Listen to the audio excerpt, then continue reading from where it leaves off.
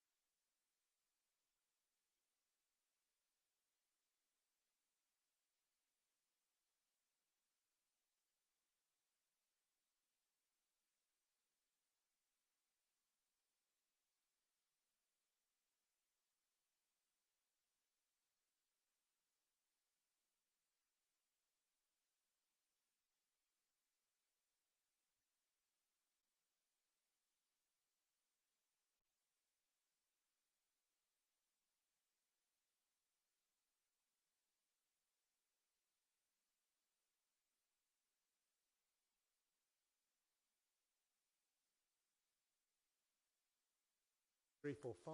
1, 2, 3, 4, 5, 6, 7, 8, 9, 10. 1, 2, good.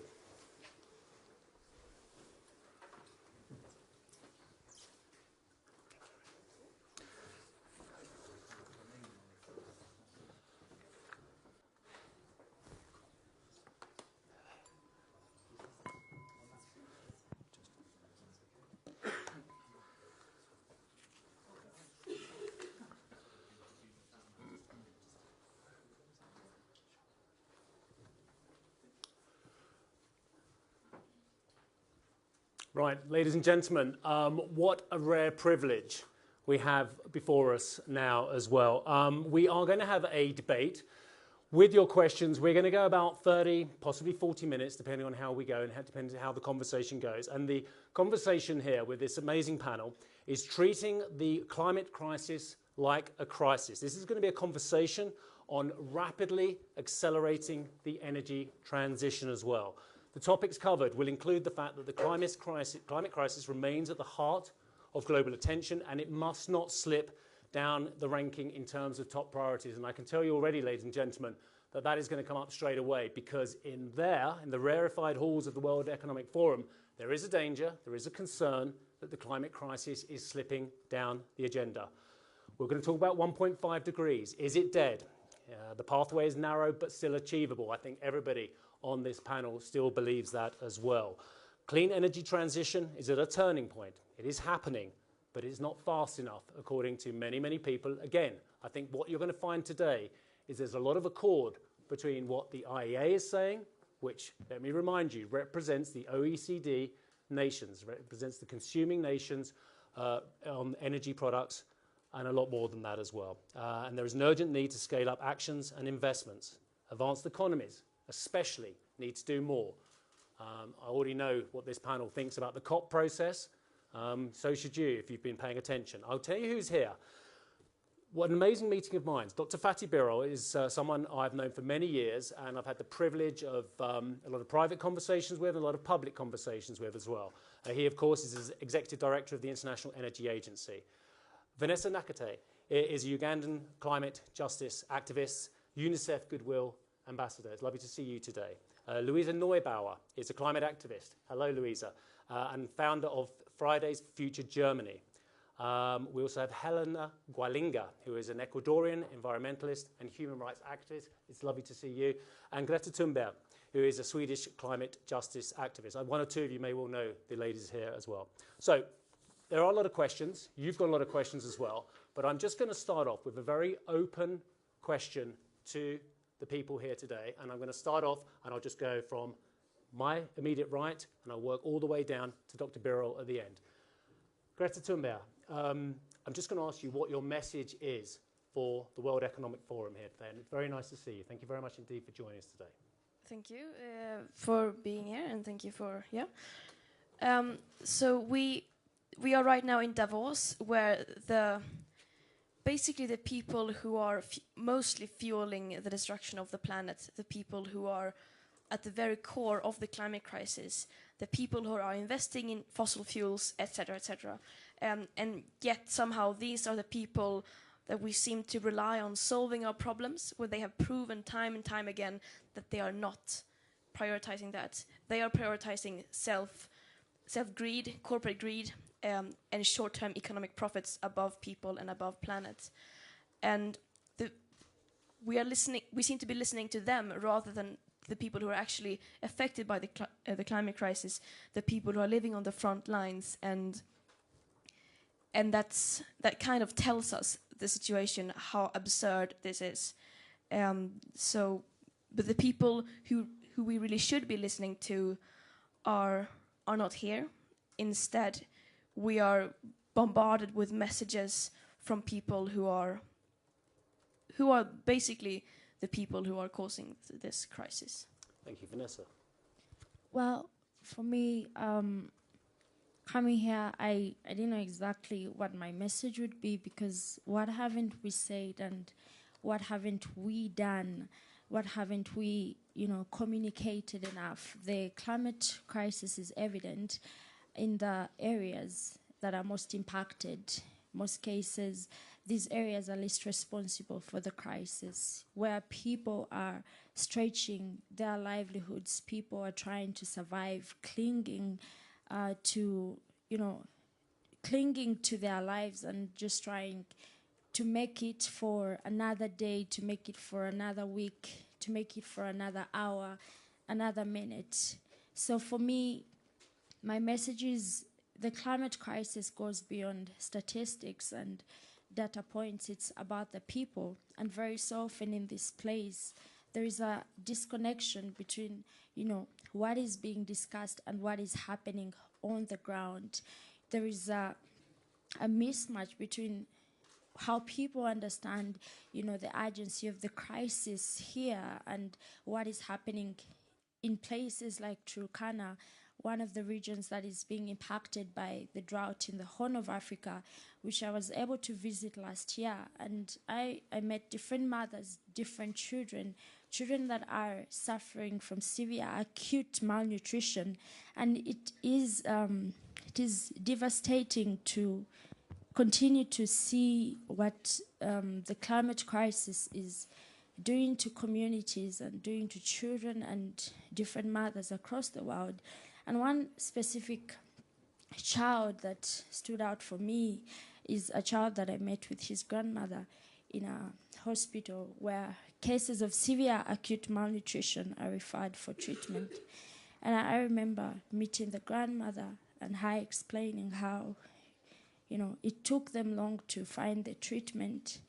And by the time they brought, the child to the hospital, he was in a wasted situation as described by the doctors and the nurses. And she was just praying that the child would survive. And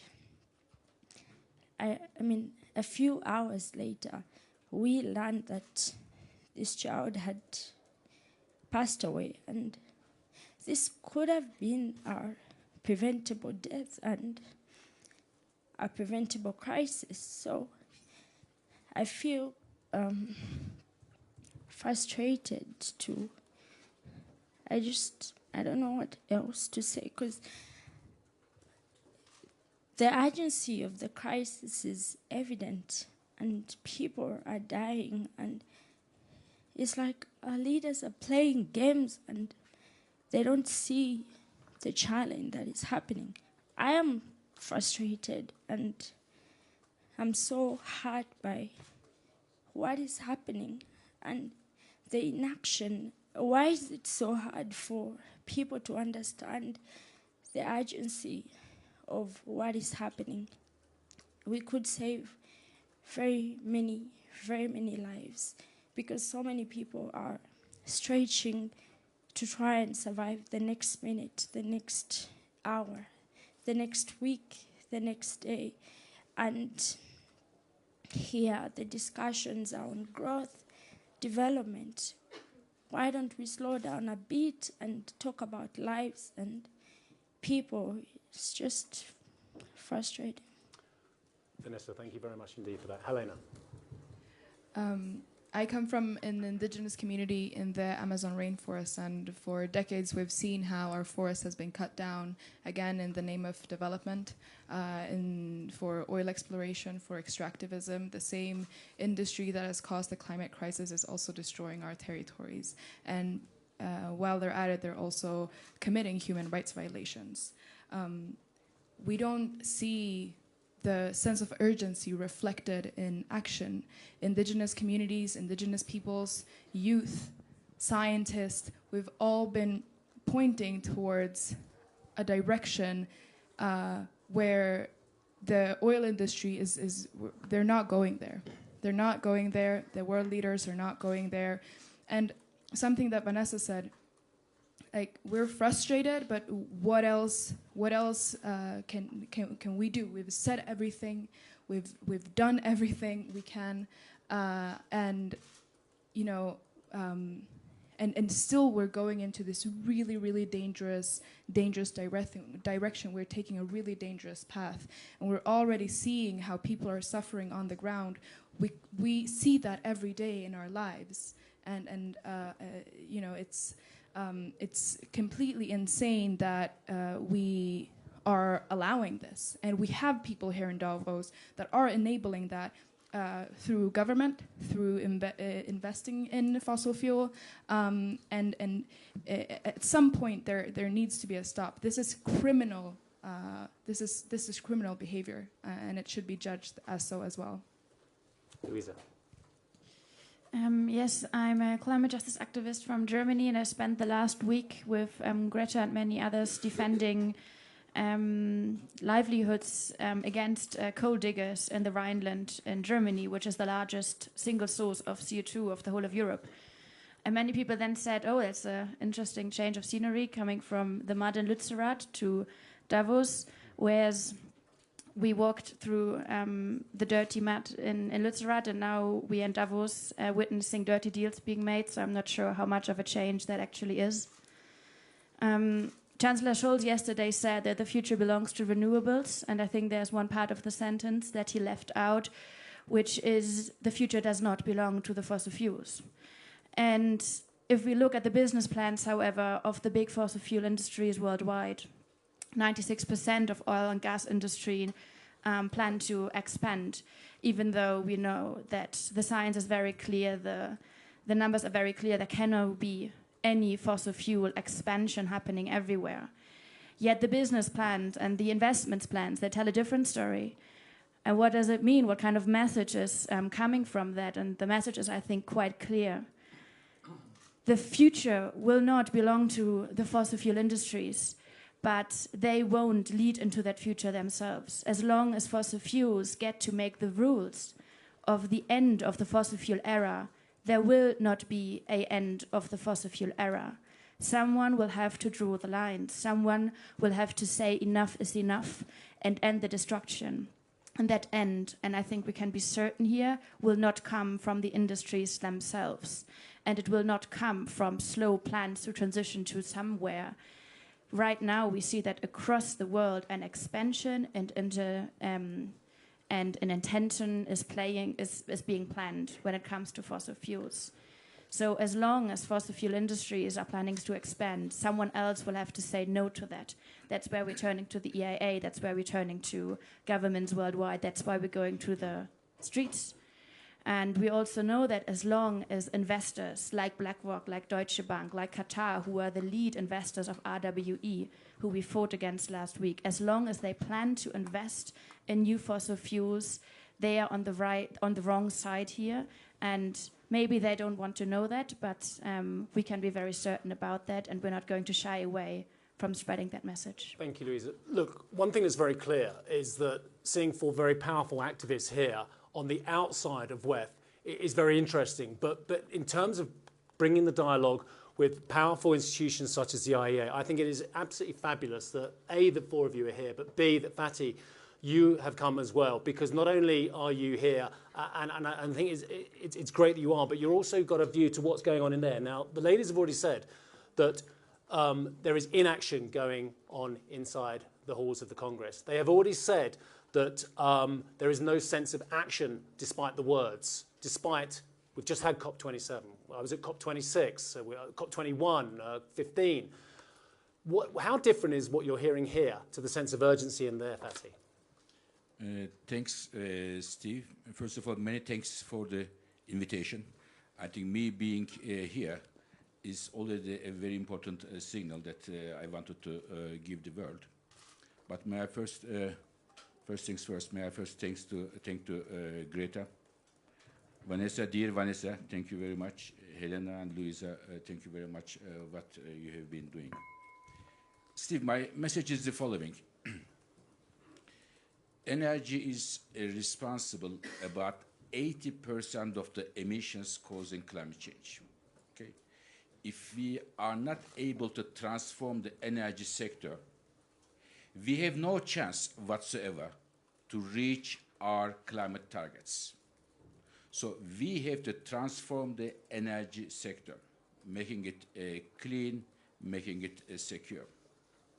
And when I look at today, the international agenda, the global agenda, including here in Davos, While we have to see that the climate change needs to get more attention, unfortunately, the attention to climate change is sliding down. I find it rather worrying, and it is the reason I thought it is now time to ring the alarm bells, bring the climate crisis together with other crises, the energy crisis, food crisis, at the top of the international policy agenda. And I think this is my main message. Climate agenda needs to get, it is a priority in the agenda of the decision. Let me just get something straight, Fatih, because the activists believe there can be no new fossil fuels projects in order to hit 1.5 degrees. You believe there should be no more fossil fuel exploration, production, new facilities to reach 1.5 degrees. Why is it that the most preeminent organisation, perhaps globally, certainly amongst consuming nations, is saying that, and yet new production is going ahead? So, Steve, the issue is we have to keep the temperature increase to 1.5 degrees Celsius. If it goes above that, the rather fragile equilibrium of our planet will be distorted. We'll be all in trouble. In order to do that, we need to get energy from clean, carbon-free energy sources. Okay? And to do that, the magic word is investment. Today, investment in clean energy. Today, the world invests about $1.5 trillion. In order to be in line with our climate targets, it needs to go to $4 trillion, clean energy investments. And most of them need to come from the developing countries, hopefully with the help of the rich advanced countries. Now, if we do that, if we bring our energy from clean energy sources, then we don't need any more coal, we don't need any more oil and gas, new investments there. But the point of departure is making clean energy investments and having a clean, secure energy future for all. And there is enough money worldwide, there is enough capital. What we have to do is capital and clean energy projects, especially in developing countries, need to meet. And what is missing, in my view, is the international political will. If it was there, this would have happened because we have enough sun, we have enough wind, and electric cars are growing. There is a lot of technological innovation, and we have a lot of potential to see the clean energy to dominate. But unfortunately, what we are seeing today is there is a transition happening, not at the pace that we would like to see, especially once again in the emerging and developing world. Thank you, Fatih. Greta, you have spoken inside the realms of the COP process. You have spoken outside of the UN FCCC process. You have been inside WEF talking, and now you're outside. I've done a lot of work just looking at the way you've changed, and you just seem to be on the outside now rather than talking to people on the inside. And I think that's a great shame, because I've been speaking to some amazing people in there the last week, including the Pakistan Minister for Climate Change, who is incredibly powerful, about 1,000-kilometre lakes that just appeared, about farmers having to deal with 50-degree plus heat as well. Do you not feel that your very strong voice actually would continue to do good work if you were actually talking to those powerful people and to those people and just giving them some leadership? Well, first of all, there are already activists doing that. And I think that if there should be activists inside speaking to these people, it should be those on the front lines and not privileged people like me who are not experiencing the first-hand consequences of the climate crisis.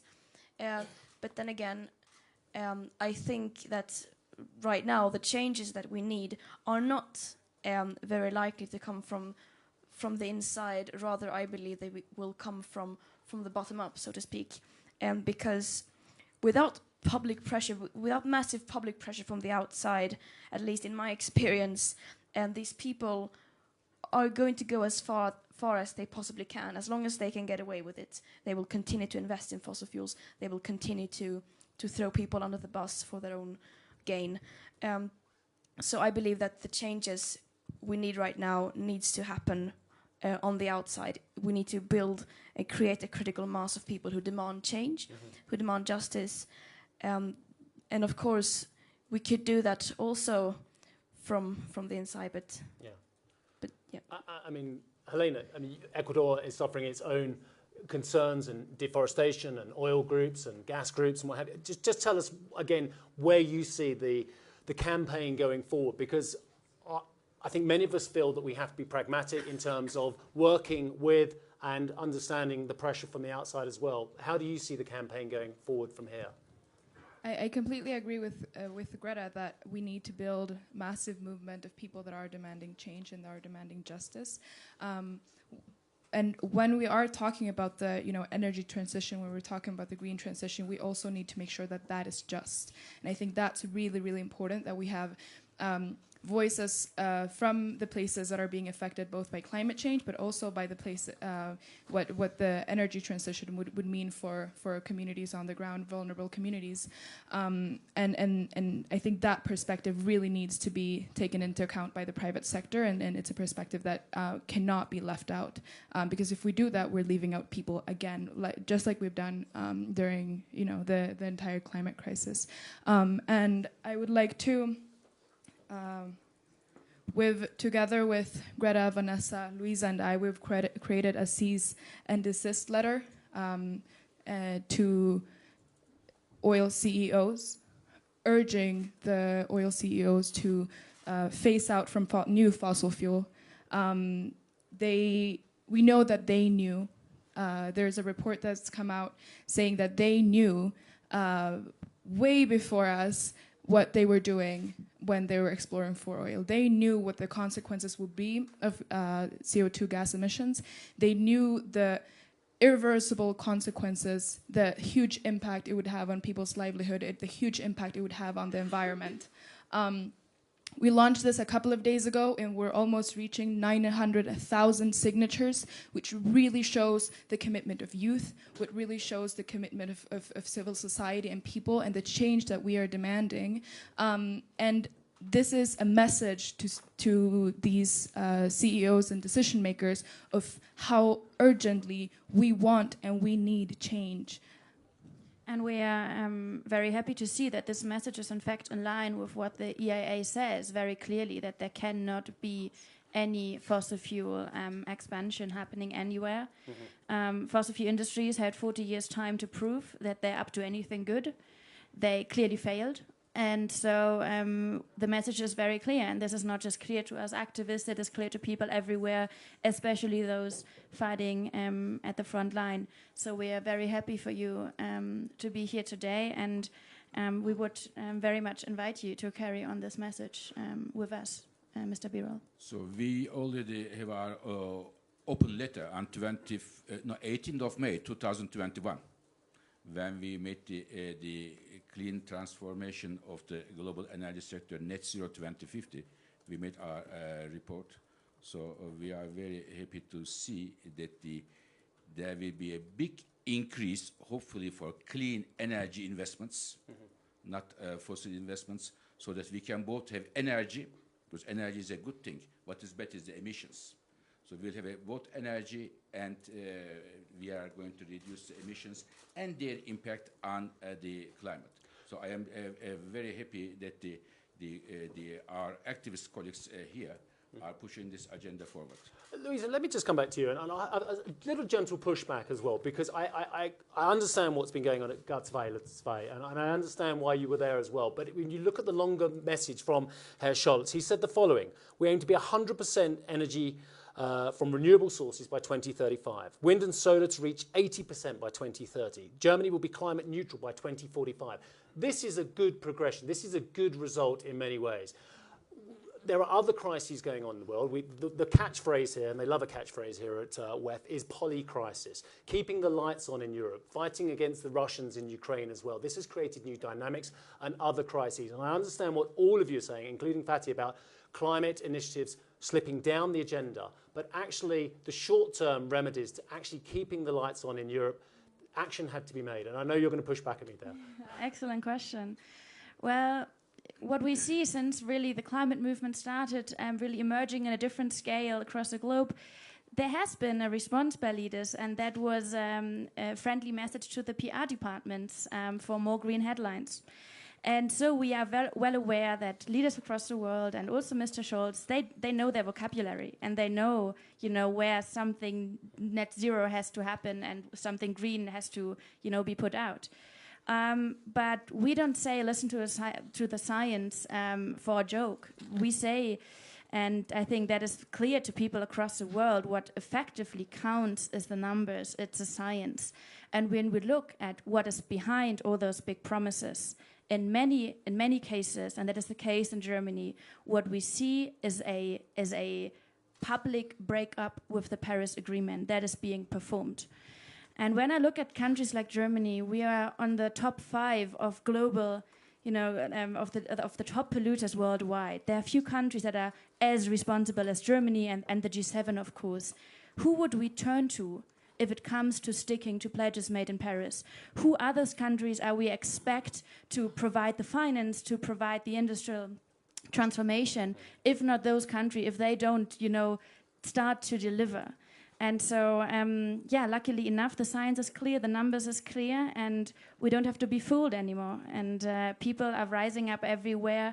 Just the other week, there were 30,000 people protesting with us against the extension of the coal mine, with support from across the world.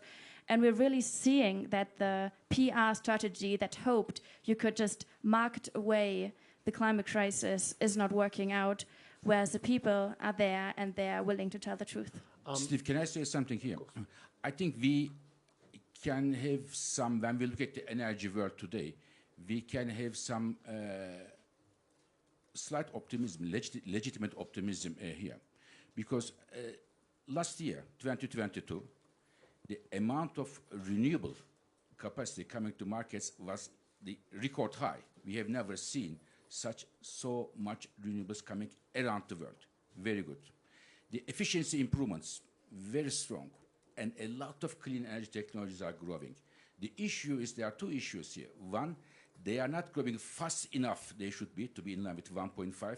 The second, for me, the nerve center of the problem, the emerging and developing countries in Africa, in Asia, and Latin America.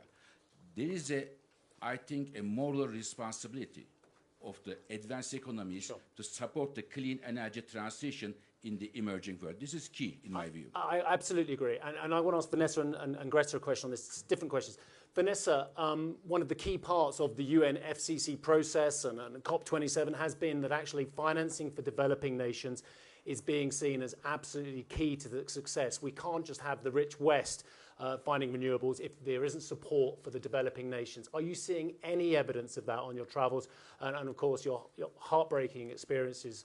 Is there any evidence that some of those promises are getting to ground zero?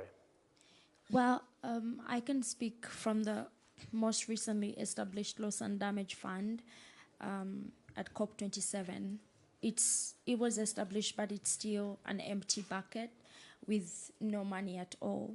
And coming here at Davos, again, you mentioned something about the energy crisis, keeping the lights on for Europe and, the West. I understand that this is not the West Economic Forum. This is the World Economic Forum. And many times the discussions about the interests of the Western countries, how can we ensure that we address this, in Europe? How can we ensure that we address this? But then there's been an ongoing energy crisis, for example, in the global south and the African continent for decades, with over 600 million people with no access to basic electricity. So I think that this really needs to be treated like a world economic forum, because I think the world doesn't only constitute of Europe and the West in general. So I just really wanted to say something on that previous question that you asked, that if there is an energy crisis, it's not just in Europe, it has been there for decades, and we need the massive scale up of renewables, especially in communities that are experiencing energy poverty or that have been experiencing energy poverty for decades. So yes, there is a need for that finance for adaptation. There is a need for real money for loss and damage, because with whatever crisis that we see, it's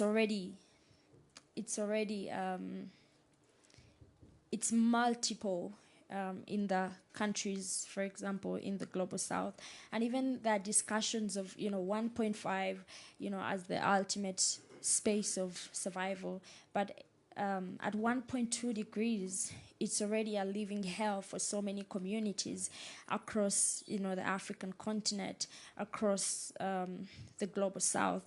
So when we hear, discussions of 1.5 as, the place that will save us all, maybe it's a place that will save the Western countries, but at 1.2, it's already catastrophic for so many communities. And that's why it's really important that, we cannot have any new fossil fuel investment. The UN Secretary General, Antonio Guterres, announced that the business models of fossil fuel companies are inconsistent with human survival. They're inconsistent with human existence. He already said it's more an economic madness to make any more of these investments. So to ensure that people are protected, not just in the West, but the entire world, we must phase out all new fossil fuels, and that is coal, oil, and gas, and massively support a transition to renewable energy, especially in the global south. Thank you. Can I say something to support Vanessa Africa? Because yes, Africa, we don't talk much. Now, in sub-Saharan Africa, every second person doesn't have access to electricity. It's number one. Number two, 2 out of 3 households using primitive cook stoves for cooking, which creates a lot of respiratory diseases, especially for women and children. And it is the top 3 premature death reasons in sub-Saharan Africa. This can be solved, this problem, both of them, access to clean electricity and access to clean cooking, with a very small amount of money, enough money to pay a 1 LNG terminal in one country. You can solve the problem in entire sub-Saharan Africa, just to put in a context. But of course. I think the only challenge is that we are only discussing about the energy crisis. And like you've said, we don't talk about Africa a lot. I really picked that. And I think it's really problematic, because it's like Africa is an afterthought, or so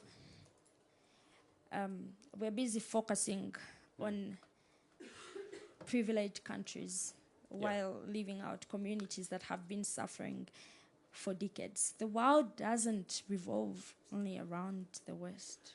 And it's not just Africa or the West, or developing versus developed, because the ramifications in terms of migration and social issues will affect the whole world if indeed these aren't addressed. Greta, a very difficult question is, how should the developing world be allowed to develop? Should we actually we can't not allow, but should it be okay for developing nations to use coal, to use oil, to use gas, to use fossil fuels, so they can industrialize, so they can keep the lights on, so they can provide feedstocks for agriculture? It's very tricky to know what developing nations should be allowed to do, rather than, again, the rich West that this concentration of a lot of this topic has been about. First of all, I think that the term developing countries is a bit misleading. It's not like they're underdeveloped, it's more like they're overexploited by other countries like ours. And I don't think I'm in the position to tell others what to do. The climate crisis boils down to justice and what's already happened. This is a cumulative crisis. What we do, the emissions we emit, stay in the atmosphere for a very, very long time, and will continue to destabilize the biosphere for many, many generations to come. And of course, not only environmental effects, but also thus people. So who am I to say that I've had these privileges, but now others that haven't been able to do so shouldn't, because we are facing a crisis and so on? of course, that's what the very roots of this crisis is, this mindset that some people are more worth than others and so on, that we seem to be sacrificing people for this. And this just, the thing that this does is that it only puts the so-called Western world in an even more responsible position. No, not responsible, but you get what I mean. We have an even bigger responsibility. Because to compensate and to make sure that equity is at the heart of climate action, we cannot continue to overlook these effects, and it needs to be embedded in every conversation, every discourse, and yet it is still completely absent. Okay, thank you. Right, okay, we have a limited amount of time left. I'm seeing all the hands going up. This gentleman's been very patient. He's put his hand up 4 times as well. If you just tell everybody what your news organisation, who you are, and then direct your question. Thank you. David Geddes, New York Times. This November, COP28 will be hosted in the United Arab Emirates, one of the world's largest oil producers. And the UAE has selected its head of its state-owned oil company as the head of the proceedings. Greta, what does that say to you about the proceedings, about COP, and how does it affect your expectations about what we can expect? Greta's just asked if we can make this an open question. Maybe if one of you wants to answer, maybe you could give a conclusion on it as well afterwards. Luisa, Helena, do you want to pick up? Well, obviously, it's ridiculous. And it's not new, though. We've seen the last COP in Egypt and how fossil fuel lobbyists flooded that space. So why should that change if, nobody who is in the position of power demands those places to be working towards justice and not just towards more lobby deals? I just think it sends a message also where we're headed right now. If we're putting the heads of fossil fuel companies to lead climate negotiations. We've had them investing and in COPs for decades now, and we've seen where that has led us, which is nowhere. There's a huge interest of conflict there, and it just sends this message of actually not taking it seriously. And I think it's exactly what they're doing. They're not taking this seriously. Vanessa, do you want to pick up on this as well? No? And just find a word for your question. I mean, lobbyists have been influencing these conferences since basically forever, and this just puts a very clear face to it. Yeah, exactly. As previous panelists have said, it's completely ridiculous. I think who's on the next question? Is this gentleman here? Okay.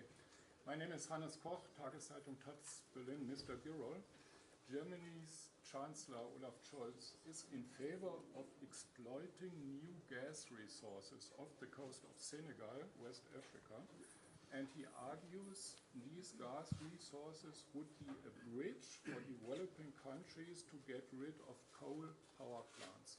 What do you think of that argument? Now, first of all, as I said, Africa, we have to look at Africa very, very closely. Now, in terms of electricity generation, I believe almost all the new electricity generation in sub-Saharan Africa needs to come from renewables because it is cheap, especially solar.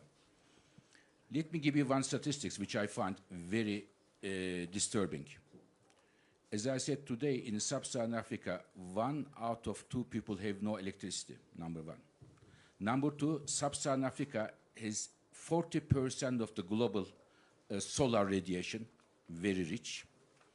And number 3, the solar is the cheapest source of electricity generation in Africa. Yet, today, the amount of solar power capacity in sub-Saharan Africa is, just to give a context, 1/3 of the solar power capacity in Belgium.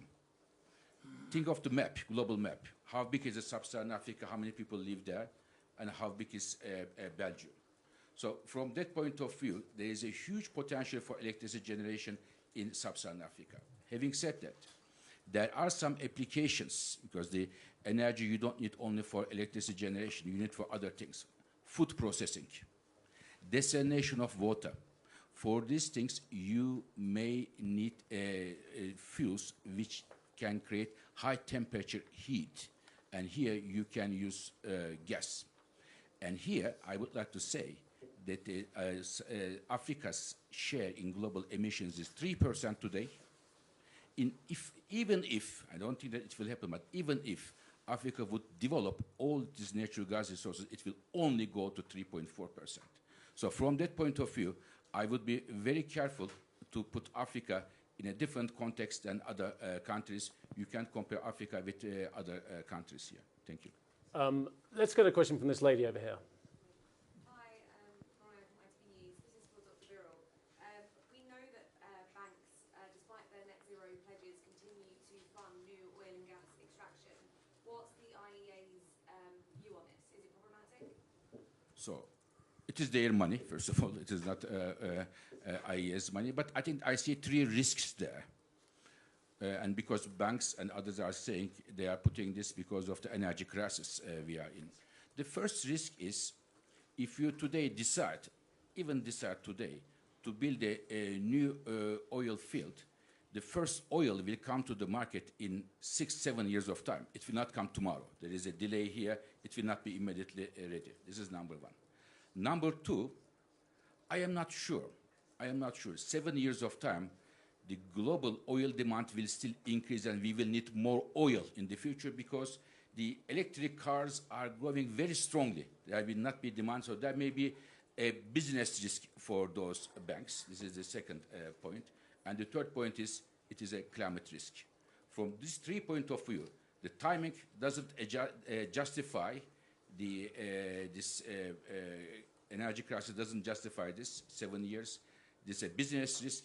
And there is also the climate crisis. In general, if I may, Steve, one shouldn't imagine to justify the Russian invasion of Ukraine some large-scale fossil fuel investments. One shouldn't use it as an excuse. Right, let's get a question from this gentleman here. He's been very patient. Thank you. Hi, everybody. My name is Uwe Häuser. I'm an editor with the German weekly News Zeit. I've been listening to you, the activists, and I got a little scared in the following way. Almost all of you said, we've done everything we can, which sounded like, you're kind of reached an end, which I hope isn't true at all, because we keep needing you. And I guess my question is, which direction do you plan to take? I think there are two major weapons for to avoid, as Vanessa said on her t-shirt, these stupid bridges, as they are called, into nowhere. One is capitalism, sort of feeding the oil and gas industry with its own weapons, meaning with cheaper renewable energy, especially in the south of the world. We're far from that, but I think that's one way to go. The other is litigation. There's a lot of hope in litigation. So my question is, where do you intend to go to make sure that your influence stays high? So what I'll do is just to say I've got time for one more question after this. So one of you, I'm not looking yet. And what I want to do is, if I may start with all of you answering that question, if you would as well, and I'll start off with you, if you would, Luisa. And should we take another question to answer two, maybe, or not? Well, you've got two questions there anyway. Okay. Are you going down the litigation route, and Okay. what other route forward? Well, I think it's very clear that as an activist, what we do what we do not because it's easy or because it's convenient, but because it's necessary. And we don't do it despite it's hard, but because it's hard and it's a tough run. And what we see, though, is that we are joined by forces across the globe. And luckily enough, we are more than ever. And we see the most unlikely alliances are building up. Speaking of the protest in the coal area in Germany, we were joined by farmers, by churches, by grandparents, by people from really across the place who start understanding that this is their time to act. And the idea that the climate activists will save us all, it's another myth to reassure in a time where there can't be reassurance on things. So that I think is a very important message. And speaking as someone who has successfully sued their own government, I think litigation, of course, is something that we will look at again and again and again. This is a letter to cease and desist, and I think looking at the legal context of that, it is, of course, there are more steps that can be taken there, which I think is very important. I would just like to maybe say one more thing about solving crisis, because that came up from you, Steve, but also from the audience. It's a fairy tale to tell that new fossil fuels will solve any kind of crisis. The energy crisis we're in is a fossil fuel energy crisis. It is existing only because of a singular dependency on fossil fuels, in this particular fossil fuels from Russia. And what we're seeing is that new fossil fuels don't solve energy crises in Europe, but they produce crises across the globe. And whenever someone goes ahead and starts selling a new fossil fuel project as a solution to any kind of crisis, I think it's a journalistic duty, but also a public duty to challenge this and to ask what kind of crisis to be solved and which new crisis is to be produced here, which, as we heard on the panel, is very obvious, I think. May I add something here? Not now, but Fatih, we'll come back to that. Just one line. Very briefly. I think that the lasting solution to our energy crisis go through clean energy investments. Just wanted to. Thank you, Fatih. Helena. I think the reason why we do this is because we know we have something to defend. You know, I come from the rainforest. I'm living there. When I go back here, I go back to a clean river still. I go back to a rainforest that is standing, that is living, that is healthy. I go back to a people that has been fighting for decades. I have that, and I have something to defend. What I can assure you is that we will be, excuse my French, a pain in the ass for everyone who's working towards the new exploration of fossil fuels and destroying our planet. And that, I think, I speak for all. Thank you, Vanessa. Well, I think that, one of the challenges that I see is that there's so many people saying that they need us. There's so many people saying we are inspiring. There's so many people giving standing ovations, but few of them are joining us in our fight for climate justice.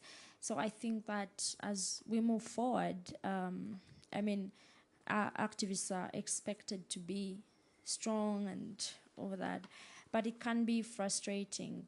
It can be frustrating to see the inaction and to see the crisis continue to impact so many people.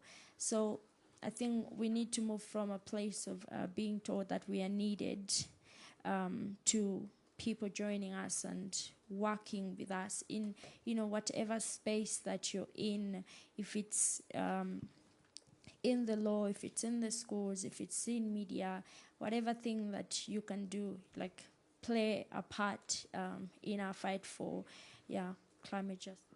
Greta. Yeah, we are nowhere near the end. We have only just begun. But no one said that this was going to be easy. It's we know that the changes that we are advocating for are not going to happen overnight, and that is why we have to stay strong during a longer period of time. But also we cannot do this on our own. The climate activists currently need to multiply many times. We need many, many more because we need help. Right now, we are still moving in the wrong direction. We are speeding in the wrong direction. The global emissions of greenhouse gases are still increasing. We are heading completely in the wrong direction. We need many, many more, so we urge everyone to join the fight for climate justice. I have got time for one short question. I'm going to let the lady, and one short question, and I guess very brief answers, because I know you've all got to move on as well. So this lady, yeah. Really quickly, the Inflation Reduction Act. And who you are, sorry? Madison Mills from Bloomberg. The Inflation Reduction Act is getting a lot of attention here at Davos this week, and other nations and global leaders are countering that legislation with their own. What do you make of that legislative tete-a-tete on climate change? Is that effective? Why don't you start off from what you see, positive or negative, from the IRA, and then we'll just move on and just ask if the activists want to comment on this one as well. I was, first of all, I should say, Steve, that I am a man who makes his hands dirty with data every single day, as you know, the energy data. And I have definitely a view of a legitimate optimism as far as the clean energy is concerned today. It is growing, but the problem is it is not growing fast enough to reach our climate targets. So it is not something that it is stopping, it is growing now. In addition to all the market forces, government decisions, and so on, the Inflation Reduction Act in my view, is a very transformative move from the United States, giving about $400 billion, President Biden and his government, to clean energy sources. It is solar, it is wind, it is electric cars, it is clean hydrogen, and others. So therefore, I hope other countries, and India is moving in the same direction, I hope Europe will come with a response to address the clean energy. They all together help to reach our clean energy goals. So this is my hope, and Inflation Reduction Act is a step in that direction. So it's the public sector coming up with the carrot as well as stick. Does anyone want to comment on what's happening from the US government and what you hope other governments to do in terms of incentivizing companies to look for more green initiatives? I don't think we do there. Okay, right. Why don't I ask a very final question then? And I literally want a 10-second answer from all of you as well. I do want to end this and try and say, is there anything that you're seeing at the moment? I can tell you what I see as optimistic, but I'll tell you afterwards as well. Do you see anything at the moment going on that gives you a cause for optimism? We'll just go down the line very quickly. Greta. The people standing up and raising their voices against all that is happening, that's the hope right now. The hope comes from the people. Vanessa. Same. Helena. Same. And Luisa. There were excellent last words. I think we keep it to that. The power is with the people. And as Greta said, we urge many, many more to join. The term activist itself hopefully doesn't need to exist at some point anymore, because people have understood that standing up for the right to live and for livelihood shouldn't be an act of activism, but the most common thing of all. And maybe I can add to the people one. Also, people on the ground are not giving up. We're still putting up, again, hell of a fight. Fatih, calls for optimism. Now, Steve, what I see is that this challenge is really very huge. Transforming the entire energy sector, which has been in place decades and decades. And to do that, in addition to technology, government support, and so on, we need one thing, in my view, most important, to bring together a grand coalition of the people who are genuinely interested to tackle climate change, those governments, civil society, companies who are genuinely interested to tackle climate change. And I think this grand coalition is happening slowly but surely, and this gives me optimism. And that is very similar to my optimism, the fact that we've got one of the most powerful men in energy sitting on a panel with 4 of the most powerful activists in climate change. So I just want to thank all of you. Dr. Fatih Birol, thank you very much indeed. It's been good to see you again. Luisa Neubauer, thank you very much indeed. Helena Gualinga, it's really nice to meet you. Vanessa Nakate, incredibly powerful. I mean, thank you very much indeed. And Greta Thunberg as well. Thank you very much indeed for joining us. A round of applause, please. Thank you.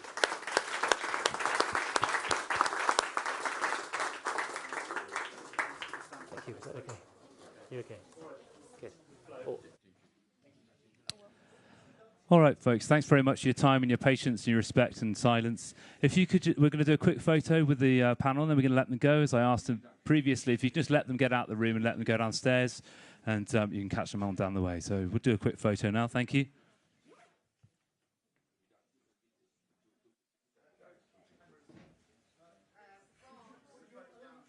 Just pop your phones down. We'll do an iPhone call in a second.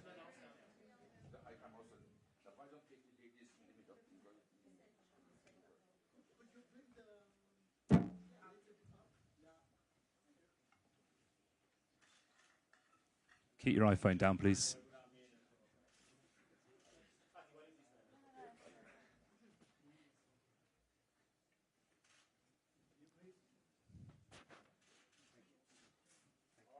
Okay, we got what we need. Thanks. As I said, just let them leave if we can. Just clear the path. Thank you.